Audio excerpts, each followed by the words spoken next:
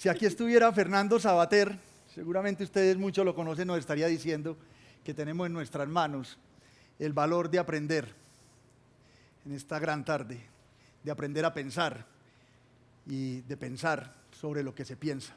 Muchas cosas nos unen y efectivamente yo creo que es un momento maravilloso que tenemos que aprovechar de mil maneras. Yo a veces pienso por qué son tan difíciles las cosas. Y cuando estaba en esta organización, veía que una de las cosas que más se nos dificultaban, y creo que en general en la sociedad, es que nos volvimos impacientes. Nos da pereza esperar en un restaurante, esperar una llamada, esperar en un call center, esperar en una fila, esperar. Y en eso sí que sabemos los bancos hacer mal las cosas. Y por eso es que me preguntaba, ¿por qué no se quieren los bancos? ¿Por qué están los indignados en Sol? ¿Por qué están ocupando Wall Street? ¿Por qué pasan esas cosas? Pero había una peor, y es que me encontré con un estudio del Barómetro Mundial de Confianza, donde las dos instituciones en las que menos cree la sociedad son los banqueros y los abogados, y yo soy las dos cosas. Y ahí estaba el reto. Y tal vez desde mi proceso de formación, cuando estaba con Ignacio de Loyola en mi colegio, aprendí de esas herramientas que muchas veces se nos olvidan a uno en la vida y que son prácticas, son del día a día. Una era pararme a pensar. Se nos olvidó eso. Hoy lo estamos haciendo, maravilloso. Por eso me llena de tanta alegría. Pero eso no lo hacemos después de tantos años de estar trabajando. Como lo decían ahora, llegamos, empezamos a las 7, terminamos a las 6, fin de semana, volvemos a lo mismo y así nos la pasamos 30, 35 años. Pararnos a pensar sobre lo importante. Y hay algo que tampoco yo dejo de hacer diariamente y es el examen general. Todos los días, antes de acostarme, pienso qué hice bien y qué hice mal, qué pude haber hecho mejor y en qué me equivoqué. Y precisamente por pararme a pensar en el examen general es que me encontré con algo que muchas veces nosotros le decimos que es un monólogo y es el más profundo de los diálogos, que es con nosotros mismos. Preguntarnos las cosas correctas, pero más difícil, responderlos las cosas correctamente. Y me hacía una pregunta muy fácil que yo creo que todos nos la podemos hacer. ¿Por qué las empresas, las organizaciones, los bancos son tan lejanos, excluyentes, fríos, arrogantes, materialistas? Y de ahí para adelante el diccionario de adjetivos sería inmenso.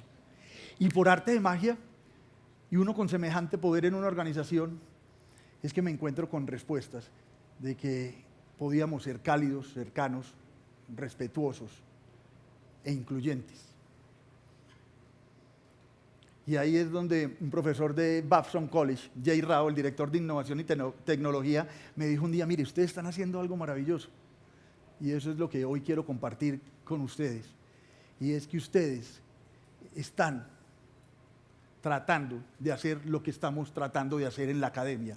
Y es cómo conectamos las organizaciones, las empresas con la sociedad. ¿Cómo nos conectamos entre nosotros mismos?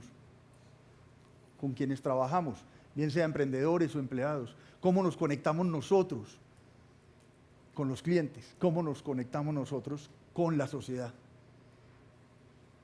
Y aquí oíamos hablar del plan B. Y las empresas tienen plan A, plan B, plan C.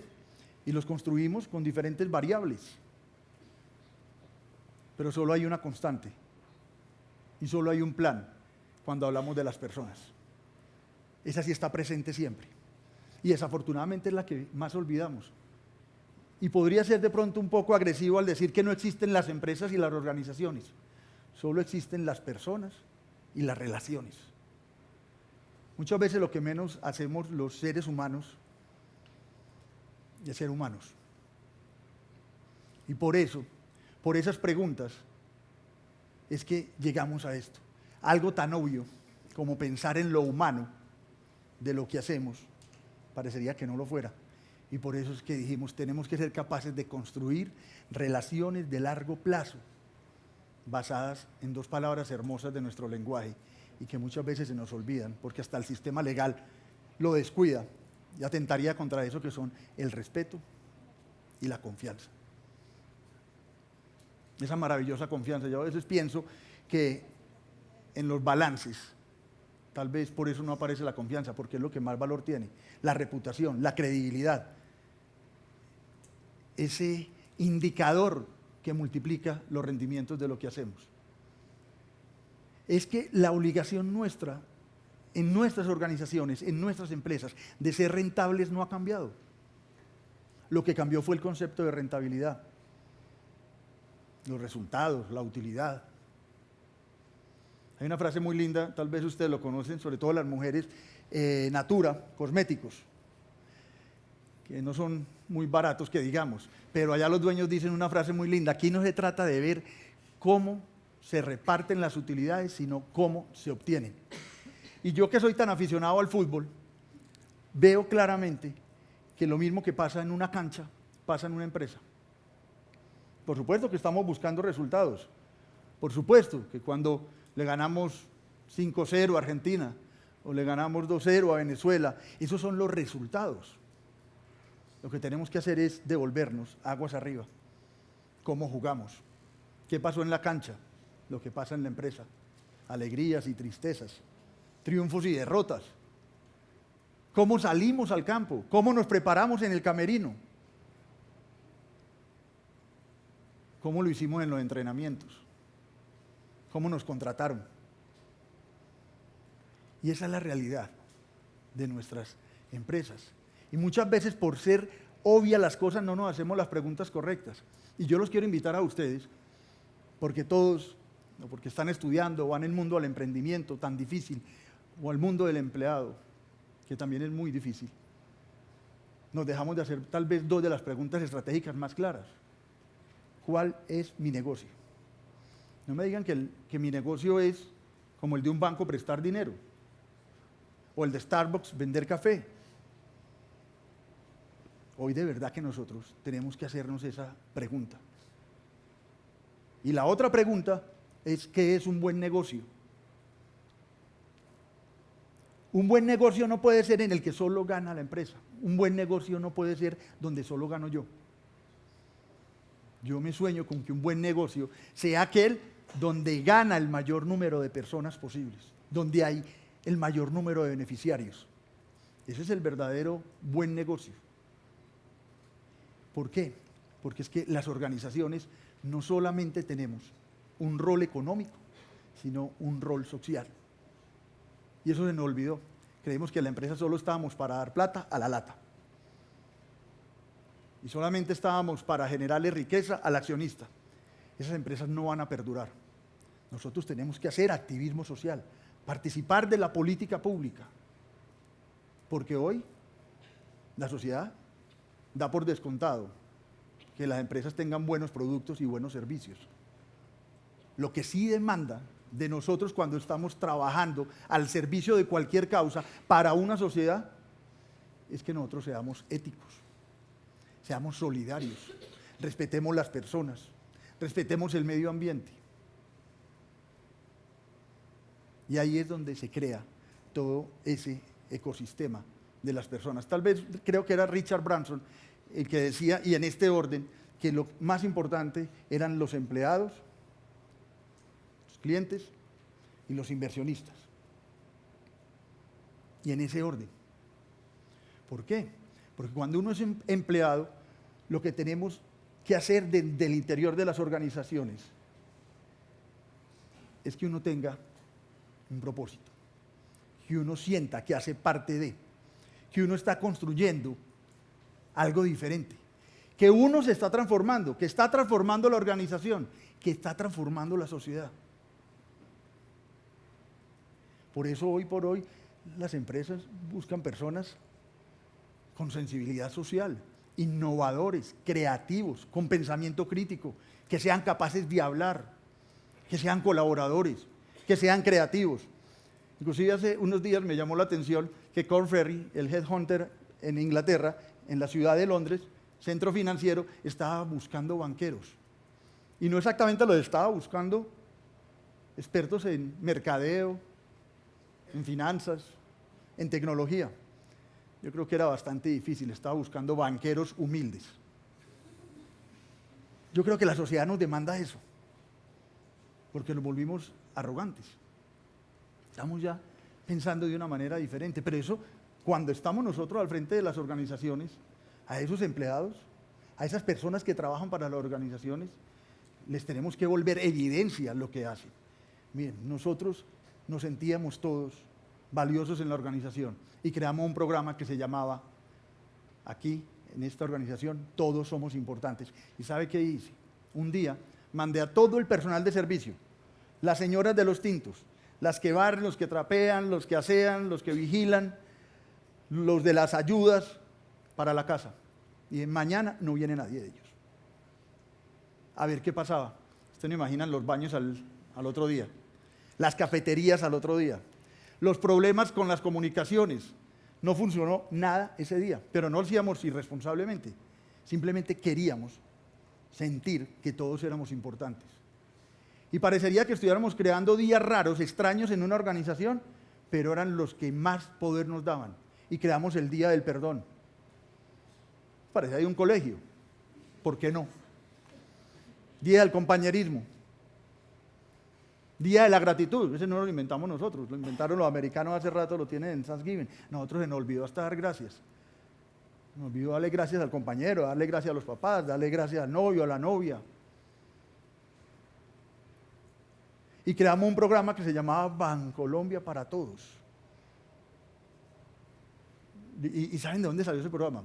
Y los invito a que estos son ejemplos para pensar que podemos ir más allá porque nuestras sociedades son muy excluyentes. No les gustan sino los bonitos y los inteligentes. Y empezamos a excluir. En la W un día llamó un muchacho y dijo que se había preparado toda su vida, que tenía las capacidades y que apenas llegaba a las entrevistas y pasaba los exámenes y llegaba a las entrevistas, se encontraba con que le decían que no podía estar. Y él contaba al aire. ¿Saben por qué? Porque era ciego. Y su señora era ciega. Y su hija era ciega.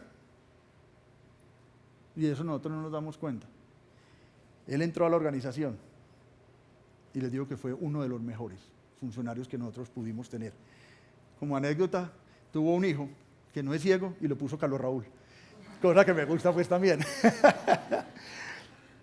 Y si nosotros encontramos sentido y propósito en esas organizaciones, seguramente a nuestros clientes también se lo vamos a proveer, porque es que muchas veces las organizaciones decimos que somos orientadas al cliente.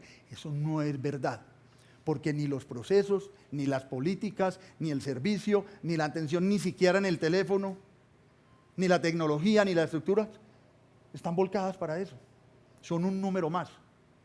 Y ahí también quiero invitarlos a ustedes a que esas personas a las que nosotros les servimos, les estamos entregando algo que nosotros sabemos hacer, les demos el verdadero valor.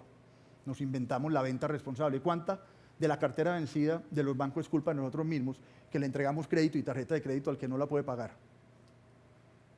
No, la cosa es muy sencilla. Pregúntele si lo necesita, si tiene la información, si lo puede pagar. Y la contrapartida fue otro programa, la cobranza digna. La dignidad humana es inviolable. Hoy al mediodía contaba que, y me perdonan mis colegas abogados, que cuando llegué a la organización y habiendo sido abogado de la organización, director jurídico de la organización, les dije, mire, yo quiero que los que me digan el diagnóstico no sean abogados, sino antropólogos. Es que uno no va a la calle porque quiere, se queda sin empleo. No pierde la casa porque quiere, el carro, saca a los hijos del colegio, pierde una póliza de salud porque quiere. En 3 años, el 98% de las personas salen de esa problemática. Y empezamos a considerar de verdad al cliente. A decirle, usted es importante para nosotros. Y nos creamos la cumbre por el cliente, donde nosotros mismos escogimos, no sé por qué, 17 clientes que habíamos maltratado. Dijimos, queremos aprender de ustedes. Y creamos el modelo de servicio. Y nos fuimos para Disney, a cuidar los detalles, a generar experiencias gratas. ¿Eso cómo se hace? Pero nada de eso es posible, ni clientes ni empleados juntos, si de verdad no existe un liderazgo, un lenguaje y una cultura diferente en las organizaciones. Una de las cartas más lindas que yo recibí como presidente de esta gran organización que llevo en el alma, es que un día saliendo de donde mi mamá, salió una niña y me dijo: Carlos, necesito que me hagas un favor. Y entiéndame, le dije, yo no hago favores. La verdad, yo creo que nosotros no hacemos favores, nosotros simplemente cumplimos con el deber, o el del periodista, de informar. Cada uno cumple con su deber. Es que necesito que a mi conductor le den un crédito hipotecario. Por supuesto, pues esa es mi función. No, averiguamos. Al final le dieron el crédito al señor y me escribieron tal vez una de las cartas más lindas, donde al final decía: Carlos, te has detenido a ver que tú tienes un cargo que le cambia la vida a la gente. Yo creo que todos los que estamos acá, no solamente tenemos un cargo que le cambia la vida a la gente, sino el encargo de hacerlo. Esa es de verdad nuestra posición en la sociedad, en la de servir a las personas y servirle a esa sociedad. El talento está por toda parte, pero está atrapado en nuestro caso en la pobreza. Tenemos que volver a reivindicar los valores, el valor de la palabra, como lo dicen en Utopía: vales lo que vale tu palabra. Y un día me fui a hacer un ejercicio de planeación, que no era de planeación. El rector de AFID me dijo: ¿estabas haciendo planeación? Y yo le dije: no. Estaba haciendo un ejercicio antes de la planeación. Todo el equipo directivo, 50 personas, nos fuimos a aprender a hablar. Que creemos que sabemos hablar, no sabemos hablar.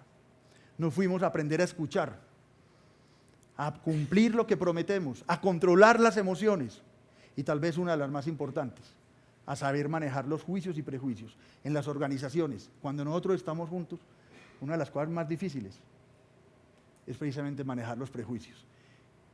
¿Cómo va a haber confianza en una organización si los vicepresidentes no se hablan? Si se tienen que colaborar, se tienen que servir entre ellos, pero se quedan esas conversaciones pendientes del pasado. Es que me dijo, no me dijo, me llamó, no me llamó, me escribió, no me escribió, me miró, no me miró, no sé. Tantas cosas que pueden pasar. Pero ahí está la magia, de tener esas conversaciones, de saber cambiar el lenguaje, porque cuando nosotros cambiamos el lenguaje, cambiamos la realidad. Y en función de eso, nosotros creamos una cultura diferente, que impulsamos desde las organizaciones, pero también con una visión afuera. Desafortunadamente nosotros mantenemos unos comportamientos al acecho de lo que nosotros hacemos permanentemente con tan buena fe, con tanta dedicación y con tanto compromiso. Y es esa cultura del atajo, del avispado, del tramposo. ¿Qué tal si solo una cosa hiciéramos nosotros? Que habláramos con la verdad. Las cosas serían diferentes. Es por eso que al final esa escala de valores, esa forma en que nos aproximamos a entender la empresa, a entender los clientes, a entendernos nosotros como parte de ella, terminan en algo que creo que después de respirar es lo que más hacemos en el día a día, que es decidir. Por eso hay que saber decidir con responsabilidad, con libertad, porque al fin y al cabo nuestra escala de valores determina nuestra ética y nuestra ética determina nuestras decisiones. Yo pasé los años maravillosos en esa organización porque siempre sentí que servir y hacer feliz a las personas no tiene precio. Y al final, el sueño radica en que podamos todos construir un país que sea económicamente próspero, ambientalmente saludable y socialmente incluyente. Muchas gracias.